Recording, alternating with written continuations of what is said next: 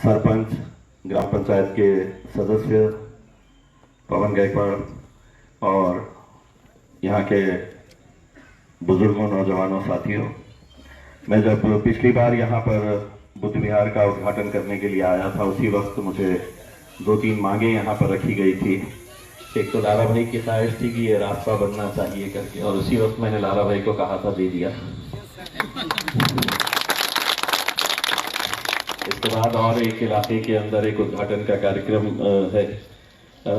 जैसा कलीम भाई ने बताया, लाला भाई ने बताया है, ये मैं जो काम कर रहा हूँ वो इसलिए नहीं कर रहा हूँ कि मैं यहाँ पर अभी आपके बीच में वोट मांगने के लिए आया हूँ।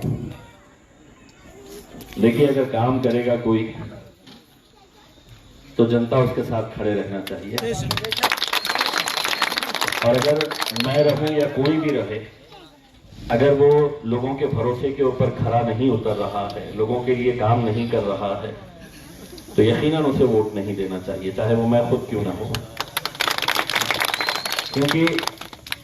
क्योंकि 5 साल लोग बड़े भरोसे के साथ लोगों एक अपने नेता को चुन कर देते हैं, और उनकी उम्मीद यही रहती है कि मेरे सुख दुख में, मेरे इलाके के विकास के काम में वो हाथ बटाएगा। मेरे बारे में मैं इतना कहना चाहता हूं, वैसे तो खासदार 5 साल के लिए चुनकर आता है, मैं सिर्फ 3 साल का खासदार था, क्योंकि शुरुआत के 2 साल में जैसे ही चुनकर आ गया तो मोदी जी ने मेरे पीछे पीछे कोरोना वायरस भी छोड़ दिया था।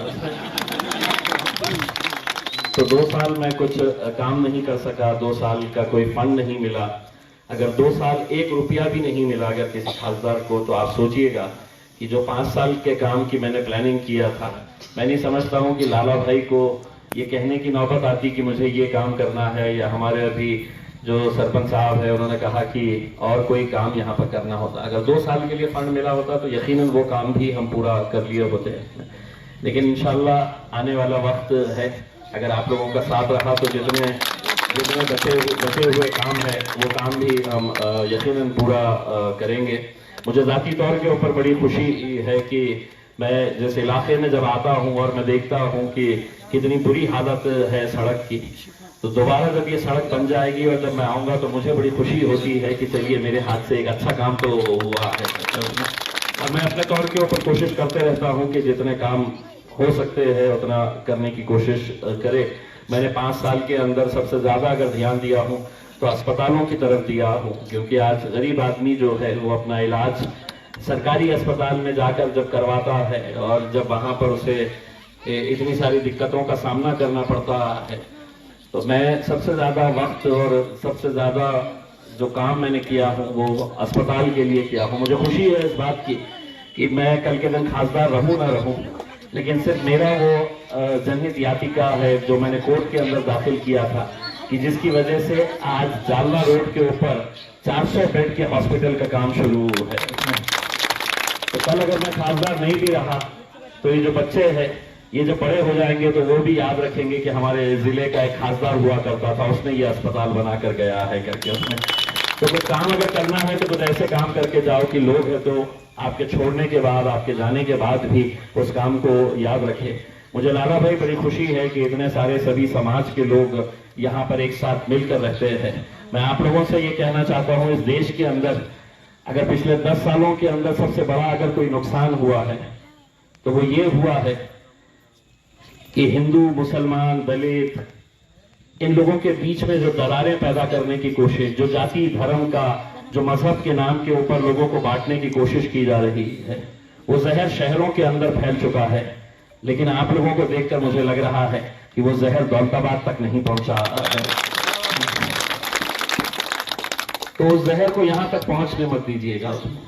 राजनीति की वजह से आज समाज के बीच में जाति धर्म के नाम के ऊपर लोगों को जो बांटा जा रहा है, 2 सड़क नहीं बनाए चलेगा, 2 सभागृह नहीं बनाए चलेगा, लेकिन मैं तो ये समझता हूं कि देश को जो नुकसान जाति के नाम पे, धर्म के नाम के ऊपर जो किया जा रहा है, उसे मिटाना बहुत मुश्किल होगा। 75 साल देश की आजादी के हो गए हैं, लेकिन इतना नुकसान देश को नहीं हुआ जितना पिछले 10 सालों के अंदर नरेंद्र मोदी के राज के अंदर हमको देखने को मिल रहा है। इसीलिए मैं आप लोगों से ये गुजारिश करना चाहूंगा, ये जब सड़क बनती है तो किसी एक जाति के लोगों के लिए नहीं बनती है। जब अस्पताल बनता है तो किसी एक जाति के लिए नहीं बनता है। जब स्कूल बनता है तो किसी एक धर्म के लोगों के लिए नहीं बनता है। तो इसीलिए हम वो काम हाथ में ले रहे हैं जिसका फायदा तमाम गरीब लोगों को, तमाम जरूरतमंद लोगों को यहाँ पर मिले। और मुझे खुशी है यहाँ पर कि इस इलाके के अंदर जब मैं पहली मरतबा आया था तो देखा था कि इतने सारे नौजवानों का जोश है, इतने सारे नौजवान यहाँ पर है। तो मुझे यकीन है कलीम भाई कि ये नौजवान मेरे साथ ही रहेंगे इंशाअल्लाह आगे भी, और जो मोहब्बत, जो ताकत आप लोगों ने यहाँ तक दी है इंशाअल्लाह आगे भी ऐसे ही देते रहेंगे। बहुत बहुत शुक्रिया।